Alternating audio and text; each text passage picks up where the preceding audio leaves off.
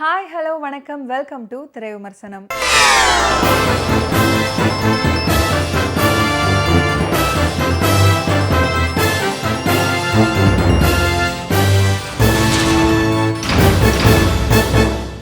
இன்னைக்கு திரை விமர்சனம் நிகழ்ச்சியில நாம பார்க்க போற திரைப்படம் பேட்டில். கலை அப்படின்றது ஒரு பொழுதுபோக்கானது மட்டும் இல்லை, அது ஒரு ஆயுதம். இதுக்கு ஏற்ற மாதிரி ராப் இசையை பயன்படுத்தி சமூக அநீதிக்கு எதிராக குரல் கொடுக்கும் படம் தான் இது. அதாவது தீர்க்க முடியாத சில பொது பிரச்சனைகளுக்கு பிரபலங்கள் சமூக வலைத்தளங்கள் மூலமாக குரல் கொடுக்கறதால உடனடியாக மக்களோட கவனத்தை ஈர்த்து தீர்வு காணப்படுது. இந்த மாதிரி சரியான விஷயங்களுக்கு சமூக வலைதளங்களை, அதாவது சோஷியல் மீடியாவை பயன்படுத்தணும் அப்படின்றதையும், பொதுமக்கள் மத்தியில் தனியார் பள்ளியில் படித்தா தங்களோட குழந்தைகளோட வாழ்க்கை தரம் உயரும் அப்படின்ற மாயையை உடைத்தெறியும் வகையில் தனியார் பள்ளிகளோட பணம் பறிக்கும் அராஜக போக்கையும் சொல்கிற படம் தான் இது.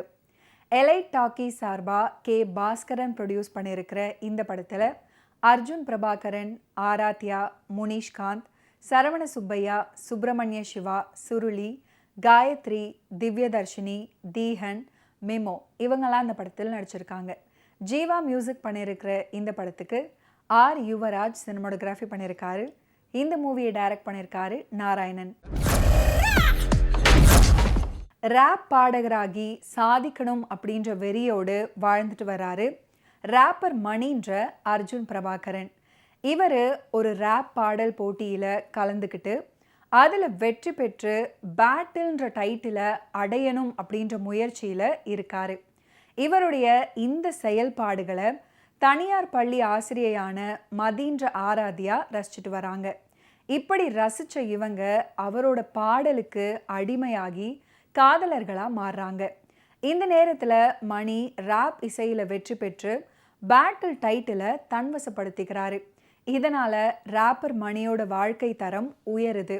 இந்த நிலையில வெளிநாட்டில் நிகழ்ச்சி நடத்த ஒப்பந்தமாகிறாரு மணி. மதி இவங்க வேலை பார்க்குற தனியார் பள்ளியில் ஆசிரியர்கள் பற்றாக்குறையினால அங்கே இருக்கிற ஆசிரியர்கள் மன உளைச்சலுக்கு ஆளாகிறாங்க. அதே போல மாணவ மாணவிகளுக்கு குறிப்பிட்ட நேரத்தில் பாடங்களை கற்றுக் கொடுக்காததால நிறைய மாணவ மாணவிகள் தேர்வில் தேர்ச்சி பெறாமல் அவங்களும் மன உளைச்சலுக்கு ஆளாகிறாங்க. இதில் ஒரு மாணவி தற்கொலை பண்ணிக்கிறாங்க.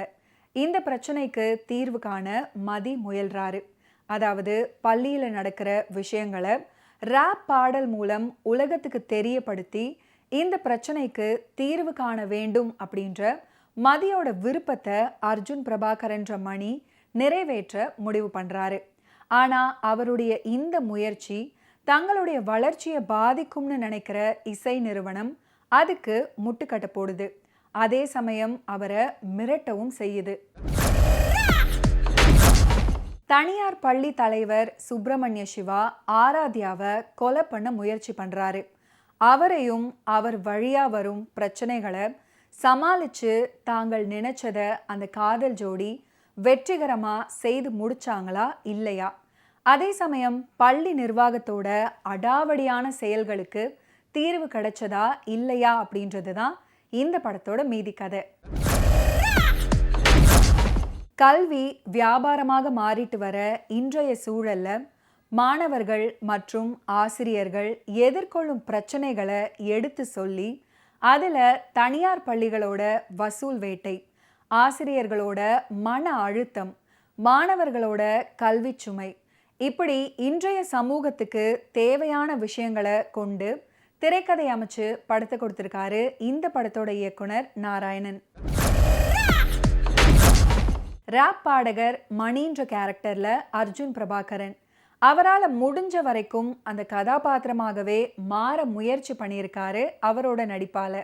குறிப்பா சொல்லணும்னா, ஆல்பம் பாடுவதற்கான வாய்ப்பு கிடைச்சு வேற ஒரு டீமுடன் இணைந்ததுக்கு அப்புறம் அவரின் நடை, உடை, பாவனைகள், புதிய நண்பர்கள் கிடைத்தும் காதலியை மறக்க முடியாமல் அவங்கள நினச்சி ஏங்குவது, ஒரு கட்டத்தில் காதல் தோல்வி ஆகிடுமோன்னு நினச்சி மனம் வெறுத்து புலம்புவது இப்படி சில.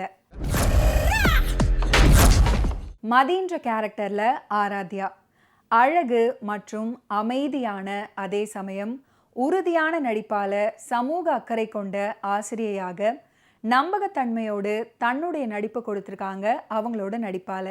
குறிப்பா சொல்லணும்னா பள்ளியில் நடக்கிற அநியாயங்களை தட்டி கேட்பது, ஆசிரியர்களுக்கு பள்ளி நிர்வாகம் செய்யும் தவறுகளை தட்டி கேட்கும் போராளி பெண்ணாக இப்படி சில.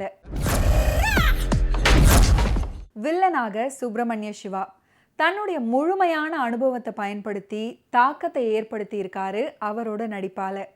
அடுத்து சரவண சுப்பையா, முனிஷ்காந்த், சுருளி, காயத்ரி, திவ்யதர்ஷினி, தீஹன், மிமோ உட்பட படத்தில் நடிச்சிருக்கிறவங்க எல்லாருமே அந்தந்த கதாபாத்திரங்களுக்கு தேவையான நடிப்பு கொடுத்து பார்வையாளர்கள் கண் முன்னாடி நிறுத்தியிருக்காங்க.